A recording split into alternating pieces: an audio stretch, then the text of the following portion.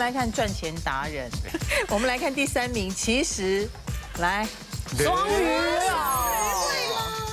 我觉得双鱼座，我经常形容双鱼座女人是紧瘦，钱少，是钱少，真的有钱他们会就闻到那个味道就冲过去。还有他通常看到你做的很风光，他说啊，新梅姐你做的很不错，赚多少钱？第2句话直接单刀直入就是赚多少钱，因为他也觉得目标很明确啦，对，目标非常明确。我有个双鱼女的朋友就是这样，哎，这样可以赚多少钱？然后呢，哎，你那个去上一个拍一个广告，这样多少钱？这样什么都是钱这样子。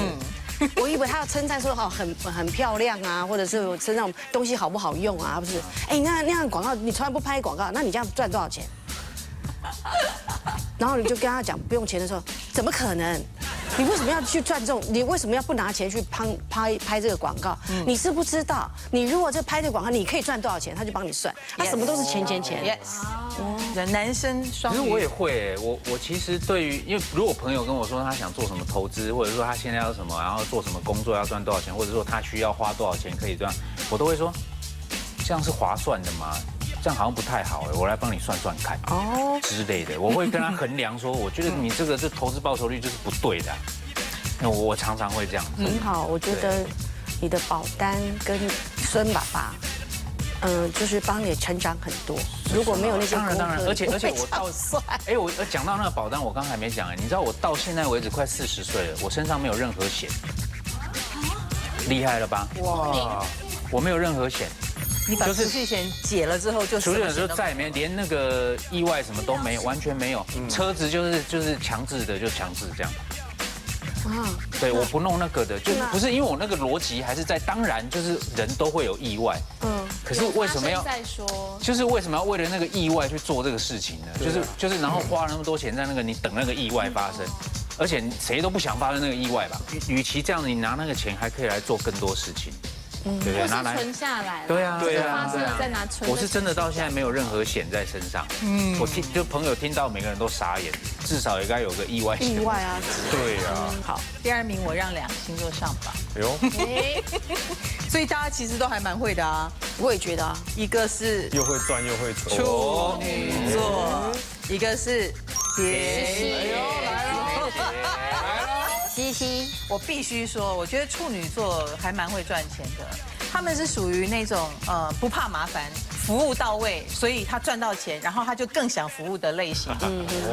处女座其实他是很两极化的，有的处女座他是也可以就是一辈子当一个公仆啊，或者是一辈子在一个小职位啊，兢兢业业。但是通常处女座的能力是被激发的，比如说她嫁到一个不怎么样的老公，她就开始厉害了，或者是他们家到中落又需要赚钱，她就开始厉害了。而且他们的厉害是属于我不介意多做一点，比如说我有一个朋友的妈妈，她就是成为一个宿舍的舍监，然后有兼采买。那你知道舍监领了一份薪水，采买又 A 了一些钱，然后她还可以在那个当舍监的期间，就是有一个女生的宿舍里面，她就卤一些鸡脚啦、猪什么鸡脖子啊，然后卖给那些小女生。哇塞，厉害耶！对，就属于这样子。虽然是累积一些小钱，但是她的不怕麻烦使她就是越来越厉害了。那至于天蝎座，我必须说，天蝎座是天生就带财。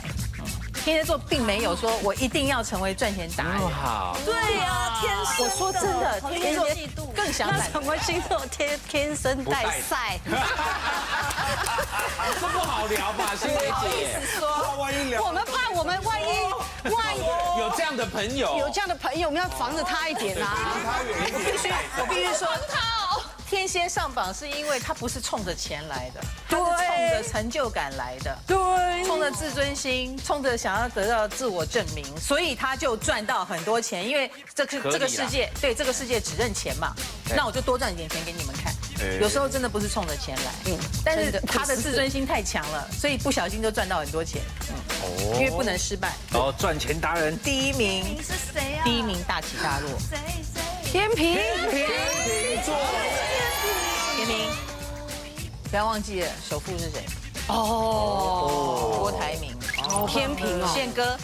天秤。嘿，他们的工作，他们都很爱工作。他们超爱的啊。我经纪人也是天平，所以不能放掉他。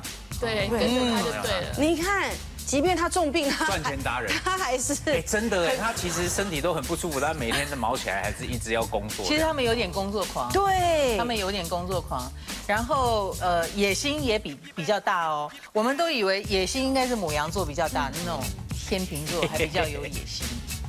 对。不过天秤座赚得多，花的也多，歪歪合理，超多的。天秤座根本就是月光族，好不好？左手进，右手全部出，然后再来他出在哪里呢？人脉，比如说请客，然后或者是公司员工照顾人，阔气了。对，很阔气。